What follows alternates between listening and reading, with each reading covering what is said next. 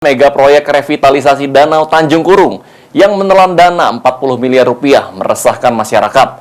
Pasalnya, proyek yang dikerjakan pada tahun 2019 tersebut telah menutup mata pencaharian masyarakat sekitar.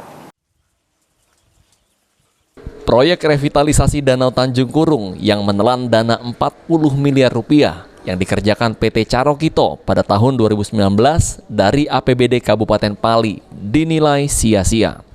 Pasalnya, keberadaan pembangunan embung dan penampung air tidak ada azas manfaatnya bagi masyarakat.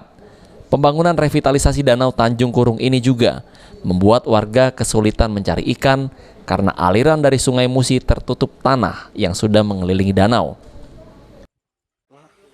Mana pencarian baca? Dia baca apa? Nak mana? Nak nyaring kau baca? Dia baca nyaring? Lah. Selama ikat macam mana? Lah, normal mah. Ada kerana tanah kerate. Ikan mana mau lelegup ya. Permisi tidak boleh wah nak ngeduk tiga. Jadi kita dirugi ke? Rugi ya.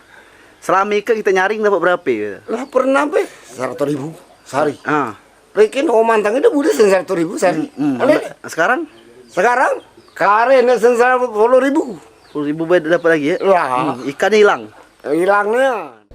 Warga berharap pemerintah kabupaten dan aparat penegak hukum bisa menindaklanjuti keluhan dari masyarakat ini.